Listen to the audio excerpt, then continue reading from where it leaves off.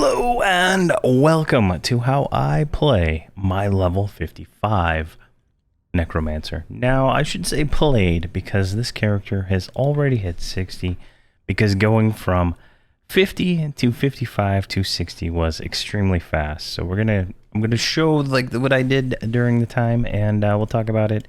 And we'll talk about how I do the Necromancer and some, other stuff in there. So we're gonna talk about spells. The hotbars are really just preference to my convenience and how I like to push buttons, but it's up to you. But let's kind of go through it. So the first spell I always had going from 50 to 55. At 54, I always have a life tap. Now, it's like there's duration life taps that are like heal over times, and they do a dot. But as soon as the mob dies, they wear off. So it's kind of less. But I like this one. And why I like the biggest life tap we have is because as a Necromancer, you can almost face tank any classic mob while life tapping it.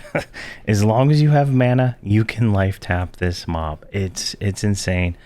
And you can usually stay alive as long as it's not doing more damage than what you heal for. And as an Ixar Necromancer, we have extra AC, so I feel like I'm more durable than, say, my Gnome was on live. And that's saying a lot because it is quite significant, right? And then the next spell we have here is Envenom the Bolt. This was my bread and butter spell, and I believe I still have this one memorized. It is so much damage. 351 damage per tick for 36 seconds. Now, if I was in a situation where I, didn't have a lot of mana, this would be the only spell I cast because it was so good. That much damage does. It's phenomenal. So I always pretty much had that on the mob. Now, next up I have Cascading Darkness. Depending on what group I was in or, whatever the situation was, I would typically have to snare. And this is the snare I use. It's the highest snare we got. It's 72 damage per tick, but the damage is not really important, right? It's important in the fact that you're doing a little damage with it, but the snare is the important part when you're in a situation that needs snare. If you're fear kiting or something like that, you're going to want to use the best one anyway, just to get a little extra damage out of it. Next up, I have Ignite Blood, which is the level 47. Fire Dot, I guess, is the best way to call it. It only does 125 damage per tick, but you can see there at 190 mana. It's not too bad. It's half the mana, let's just call it what it is around. It's half the mana of this one, but it's about half the damage. So it just depends on the situation. Now, I would run into situations while grouping, say there's like 3 or 4 mobs and someone puts a dot on one of the mobs. I'm not saying I put a dot on a mob, but it's not who the main target mob, right? So it can't be mezzed anymore. Maybe it's got rabies or something like that. So if the tank can't switch to, the other mob, right, we need to get a mob dead quick. So stacking all the dots that we have on the mob helps a lot. And you can really, like in these classic mobs, these dots just rip them up. So it's crazy. Then I have Splurt. This is a level 51 spell. Now, it doesn't say how much damage it does, but it's not terrible damage. This spell is if you watch my like 125 videos on how I play these characters, you'll see that the wounds line is this is where it starts here with Splurt. So it does a slow amount of damage ramping up, and then at a certain point it will. Oh no, this one doesn't do it yet, but this one will progressively do more damage over time. So it might start out with like 4 or 5 damage, but eventually it does like a few hundred. So it's not too bad. I only cast it on named mobs, and even then it wasn't probably worth it as much at a 206 cost. Mobs just aren't lasting very long. And then I have Screaming Terror. Now this is probably one of my favorite spells. Like this gives the Necromancer the ability to mez a target for 18 seconds. Now, in actuality, it's more like 24 seconds, but it is so great. I got into groups where I was the only crowd control as a Necromancer, and I just screaming terrored, sent my pet on things to off tank them and stuff like that. It is by far one of the greatest spells that the Necromancer gets here in the TLP era. I totally slept on this spell all the way, from probably 85 to 125. I never even thought about it.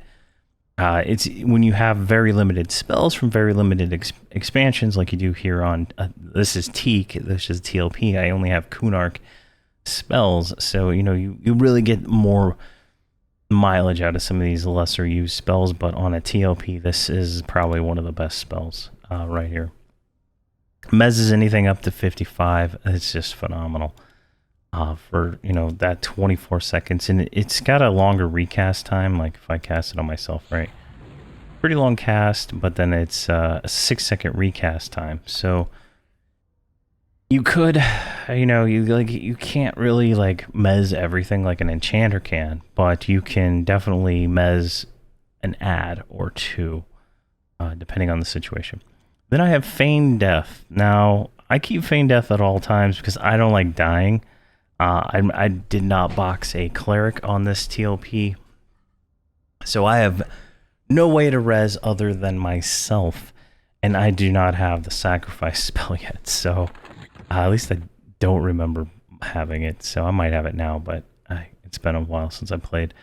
But yeah, Feign Death, not instant, but you fall to the ground and you are effectively dead. Mobs will not attack you unless you get hit by a spell. It's a great spell to have on your bar. It becomes an AA later on, so it's kind of good to have.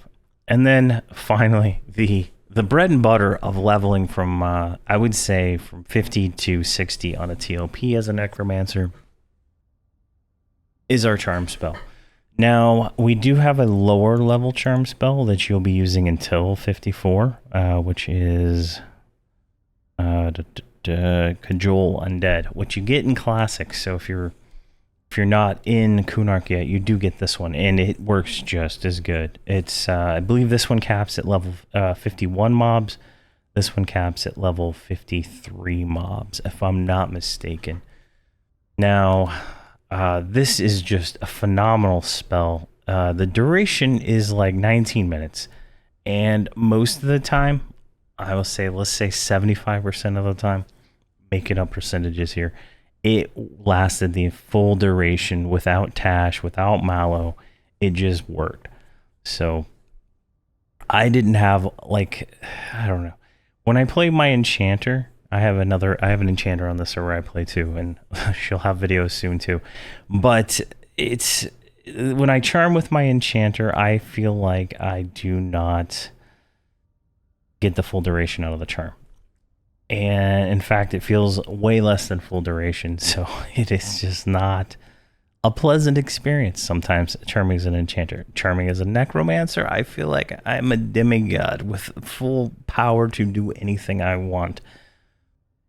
There's camps I'm able to go into in Chardock, like I can instant invis with my Circuit of Shadow here, right? And I can get invis undead, and I can stack all this stuff, right? I can double invis with using another character. I can get anywhere I want in Chardock, and then I can charm something undead and kill everything there. That's how strong this class is. This is by far the strongest TLP class. I would say Enchanter would be the second. Enchanter has different things that are more valuable in certain situations, but for pure unadulterated solo one character, it is definitely a Necromancer, and it shows in the ability to charm, the ability to summon a pet. This pet right here, this is the level 60 pet. He's insane. He can solo mobs on his own. It's crazy. Now, these are the spells I like. When I'm in a group, this is what I use, right? Now, if I'm in a situation where I'm not in a group, I would, let's see here. I don't have a level 55 solo saved, but let's see what the level 60 solo or 50 solo saved is, and we can talk about it. Yeah, so it's gonna. The only thing I'm gonna change is I'm gonna add root to the thing. So I think that's the process of where I would go, right? I would go with the highest life taps. So if we look at life taps for 55, that was deflux, right? And then if we go to snares, it's cascading darkness. That one stays the same. Astoil, I think, is the highest disease one we get. Nope, plague. So I put plague in there.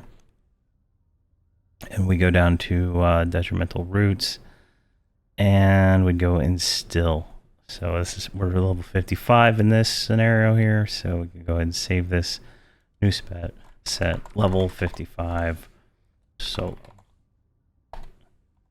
Now, you're asking why I don't have fear. I find a lot of the time fear sucks for what I'm doing. And it just doesn't work as well as I do. But if I needed to put fear on my bar, I would replace Screaming Terror with fear, which would be I don't even have the level 34 fear. Invoke fear, I believe is what it's called. Yeah, I just don't even have it because it's not on the vendors for that. So I have this low level fear here that's not that great. But I didn't need to do any of that. I was able to group charm from level 50 all the way to level 60 with pugs. Had no problems in any of the groups. It was a fantastic experience. That's something to say it on the TLV server. So that's the spells I normally use. Now, the other things you're going to want to use, you're going to want to switch your lich, right? So you're going to use the highest lich we have, which is a level 48 at 55. Now, pets. Stop this nonsense. Stop that. Pets. Now, I've already set up I haven't set up that macro, but let's look at pets, right? We got a lot of pets from specific levels here. So at 48, we got Invoke Death. At 53, we got Minion of the Shadows. At 56, you get Servant of Bones, and then 59, Emissary of Thools. Now, I will say right now that the 53 pet sucks. It is a terrible pet, and it should not be used at all. This pet was dying to light blues faster than I could even react to it. It was terrible. Same with the level 56 pet. Now, these pets have like special properties, like the 53 pet is supposed to be I believe a rogue, and the 56 pet is supposed to be a monk, and the 59 pet is a warrior, and the 48 pet is a warrior. Now, maybe it's just the way the game is, changed over the years, but the Invoke Death is the pet I used when I did not charm. I could not justify resummoning my pet every other pull because something killed my pet. Now, I don't have taunt on when I'm playing in a group for the pet, right? I just let the pet do damage, right? I consider pets as a dot that is there. And they can kind of off-tank some things at times, but no. These pets were just absolutely terrible, and I had an unfun experience trying to use the 53 and 56 pet. The Emissary of Thule is a different story. He's like twice the hit points of Invoke Death, and he can, he's good to go. Now, I do have the Outstanding Summoner Stud of Distant Echoes, which provides me with Minion of Darkness. Now, Minion of Darkness is the very first enhanced minion focus item. So this makes my pet stronger. It works on those other pets that I said sucked. They still sucked. So at 55 is when you can start wearing the tower gear for that. So something to keep in mind there. The other thing, you want to keep your shield up. So let's see what the level is on that one. Shield of the Magi is level 54, so you're going to want to have that up at all times. It does not stack with the shaman line of spells, a focus line. And depending on your group, you might not even get a shaman that'll cast it on you. I was fortunate enough that every group I grouped with a shaman, they kept me fully buffed. It was fantastic. So, and that's something you want as a charming class. So an enchanter, a necromancer, a druid, they all are going to want the most HP buffs that you can possibly have, because you're hasting a pet that does, let's say, 200 damage per hit, give or take, like maybe 175, 200. You're going to want to be able to withstand those hits, and having more hit points is kind of where that goes with that. So that's the other spell I keep up at all times if I do not have anything else. Now, hotbar wise here, I have just my standard hide corpse macro I have on all my characters.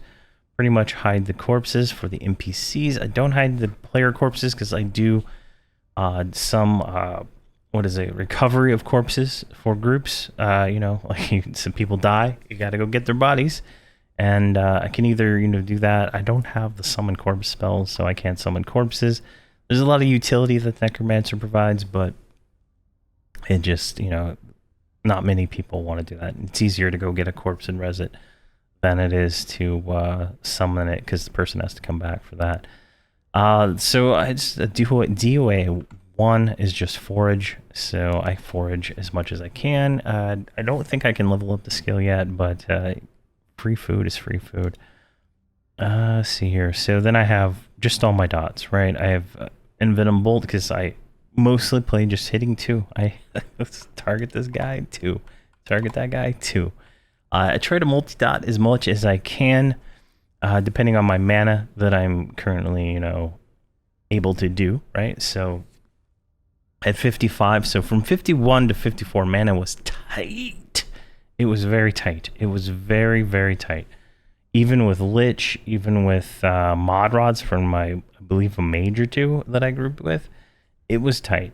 At 55, I was able to wear the new gear here, this tower gear, and I went with the brilliant shards. I'm probably going to switch these out to the stamina ones, since I am int capped. I didn't even realize it. I was just like, oh, I'll buy all this and call it a day, and then I don't realize, so I gotta go do the missions again to get more tokens to buy the different one. But effectively, it's mana regen is very valuable. We're at 8 mana regen right now with the current gear I have. Now, I believe since I leveled up, they did release a ring, so we need to replace our ring with that, but that's later on. So mana was tight. I really only cast 1 spell.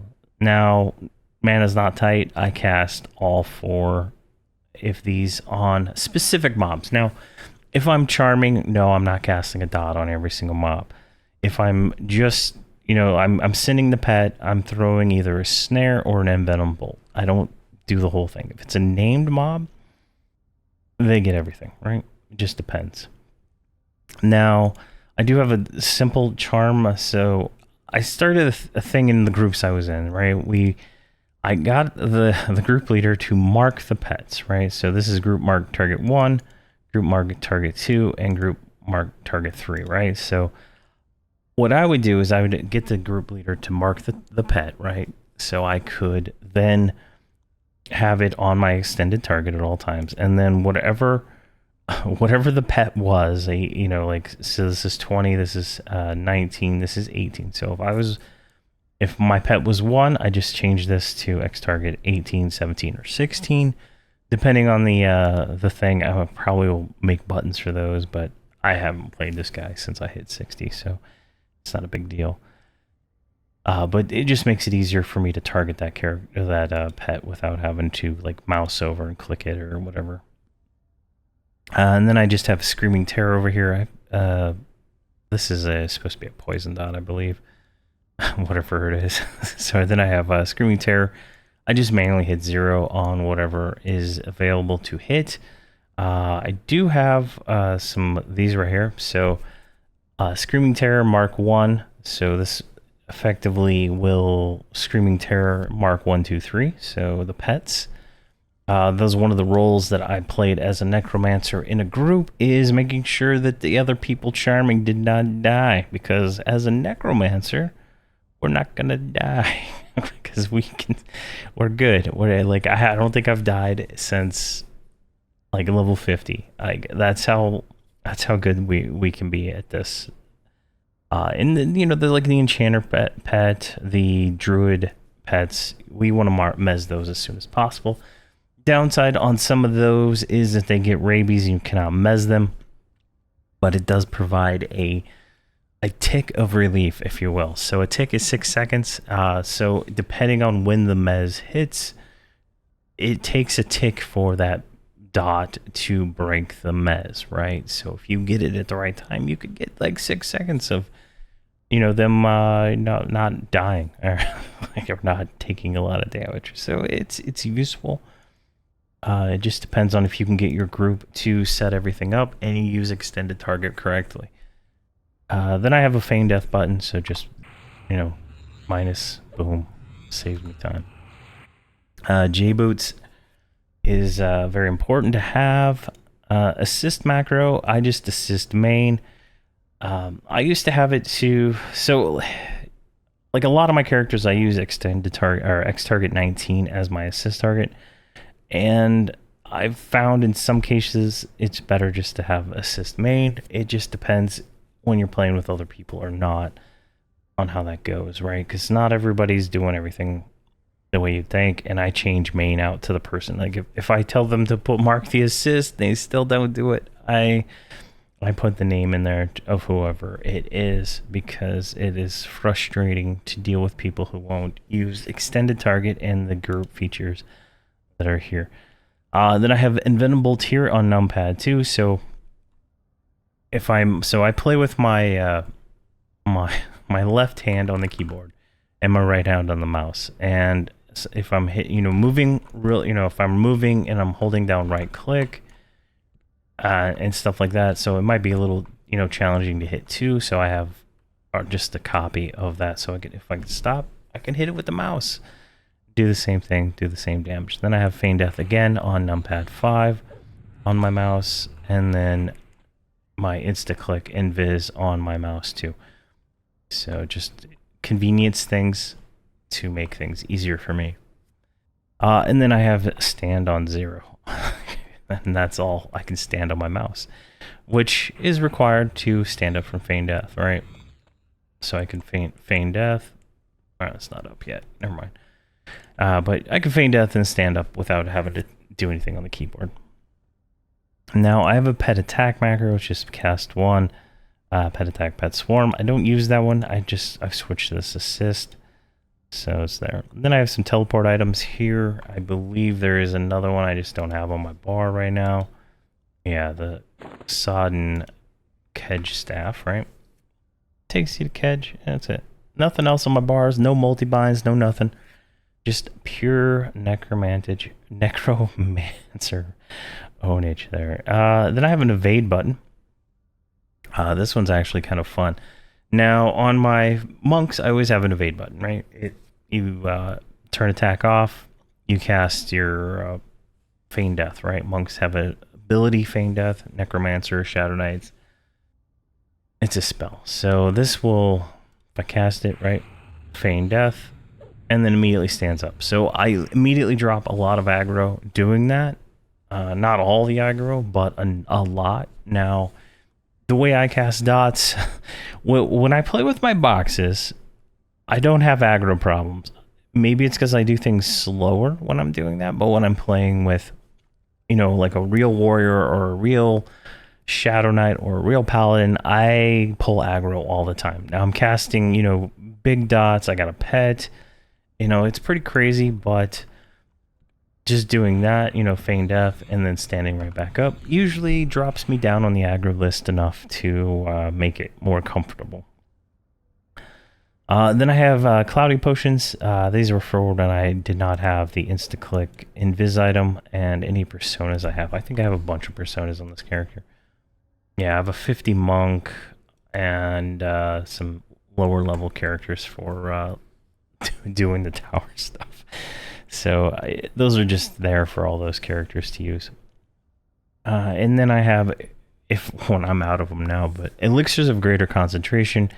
Constantly drinking these. These are mana regen potions from shamans. Constantly drink them. Absolutely constantly. If it's down, it's I'm not doing something right. So it's just pretty much simple there. Then I have this the earring. The earring from the tower here shrinks your pets. So keep my pets small. Something a lot of players don't do is they don't shrink themselves and they don't shrink their pets. It's slightly annoying to me. Getting around in some of these tight corners and some of these dungeons it's annoying that people are full size and it should be small.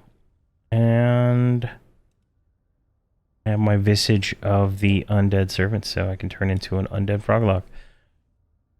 Definitely definitely one of my more favorite illusions that I've found in the game. I wish I had another one. All right. So I've talked about the clickies. So the clickies that I have now are the J boots and the Circle of Shadow. Very important things to have for a Necromancer on a TOP. Now you can cast Gather Shadows yourself, right? It's like a 5-second cast or whatever the hell it is, right? But this is insta cast.